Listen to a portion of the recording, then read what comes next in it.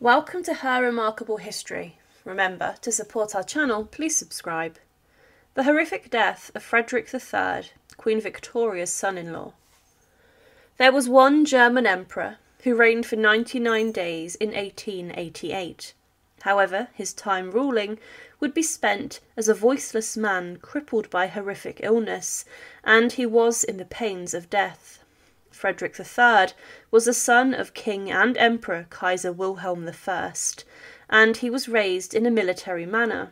He was celebrated as a young man for his leadership during various European wars, but he hated warfare. He would also marry Victoria, the Princess Royal, the oldest child of Queen Victoria.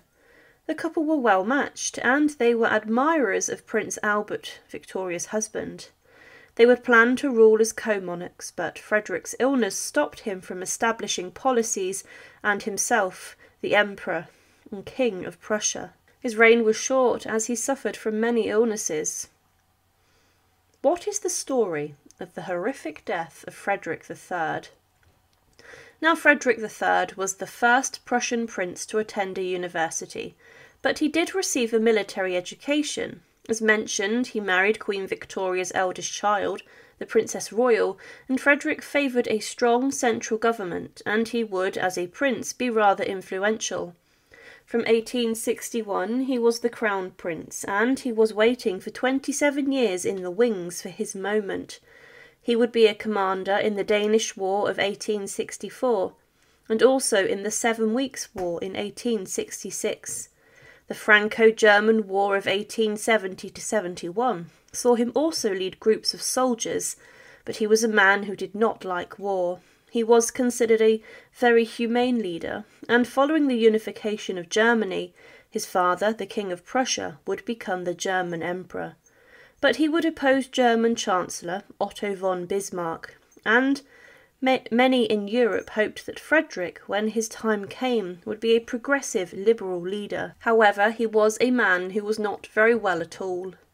Frederick was a very heavy smoker, and when he attended a ball, a guest stated that he was so hoarse that he could hardly say a word, and this continued to the point where he was diagnosed with thickening of the mucous membrane over the vocal cords, and that this was caused by a chronic laryngeal cathra. The problem, however, went deeper. His doctor tried to cure this and scrape a wire over the tissue, and this procedure did not work, and his doctor then cauterized the left vocal cord of the crown prince with an electric wire.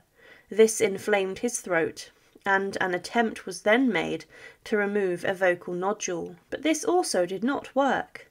There were no signs of improvement, and Frederick was ordered to a spa to rest up and take fresh air. Nothing was working. The crown prince was then diagnosed with a growth in his throat, which was said to have been laryngeal cancer.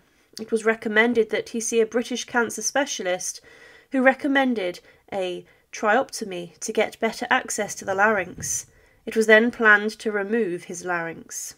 There was hope that this was a benign tumour and not cancer, but a room on the top floor of the Crown Prince's apartments was transformed into an operating theatre. A biopsy was performed, and it was then discovered that further surgery could be fatal.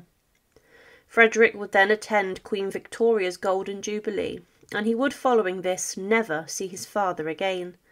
He had a successful operation that was said had nearly removed the entire growth in his throat, and he then recovered on the Isle of Wight, but during a follow-up appointment the growth had come back, and it was found that this cancer could kill him. The Crown Prince's throat was subjected to a lot of invasive work, including cauterizations, but he did not really seem to get much better. He remained on the Isle of Wight before he went back to the continent. Whenever the Crown Prince caught a cold, there was a worry by doctors that his throat and larynx would swell, and that this would kill him, and he was banned from speaking at length. In the October of 1887, he was given just a few months to live after a new growth was found. The Crown Prince burst into tears and was devastated, saying, "To think I should have such a horrid, disgusting illness. I had hoped to have been of use to my country. Why is heaven so cruel to me? What have I done to be thus stricken and condemned?" The possible solutions were too dangerous, but in December it was said that he was getting better. But within the next few weeks his throat would swell yet again, and by January of 1888 he began to have a high fever and a violent cough, and he struggled to breathe. Frederick was still a prince, but a tracheal tube was fitted to allow him to breathe. But he was now unable to speak, and he would communicate through writing. During this, his doctors almost killed him in the procedure, as he missed the trachea and put the cannula in the wrong place. Frederick began to cough and bleed, and this stopped after 2 hours. But this led to further problems with Frederick, involving an abscess in his neck that produced pus.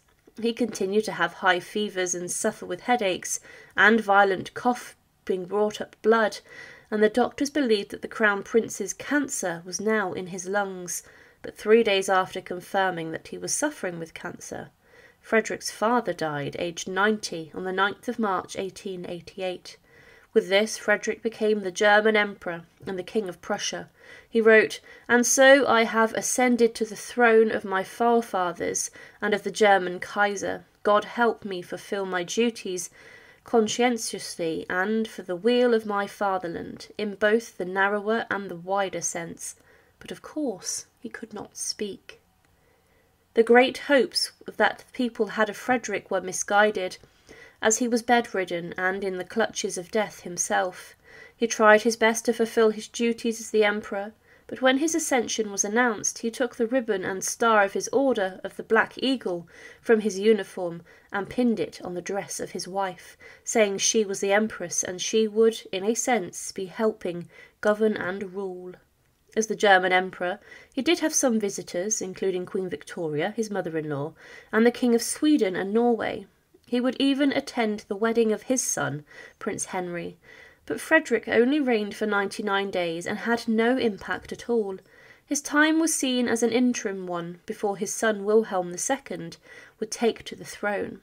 It was said that he had an almost overwhelming sense of duties to his position, and it was said that the emperor is able to attend to his business and do a great deal, but not being able to speak is, of course, most trying.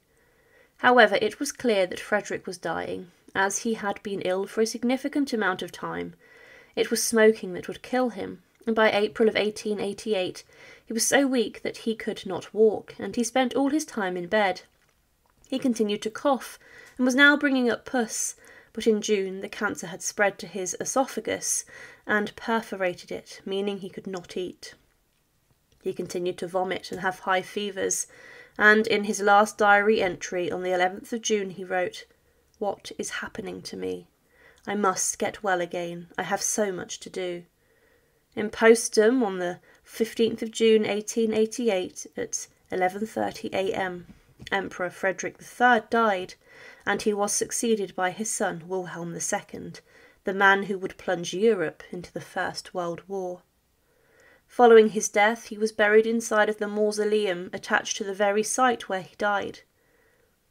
Following his death, Empress Victoria, his wife, would continue to spread his ideas and beliefs about Germany, but she now had no power at all. It's believed that if he would have lived longer, that the First World War, and probably the Second, would have been averted. But the death of Frederick was brutal and horrific, and over the course of a year he had suffered a great deal. It was smoking that caused this, and the swellings and cancer that spread to his throat caused him a huge degree of discomfort. But in the space of a year, Germany, because of his suffering, had 3 different emperors, and his son would be known as one of the biggest warmongers that history has ever seen, and his ideas would plunge Europe into some of its darkest days and result in the death of millions of people around the continent.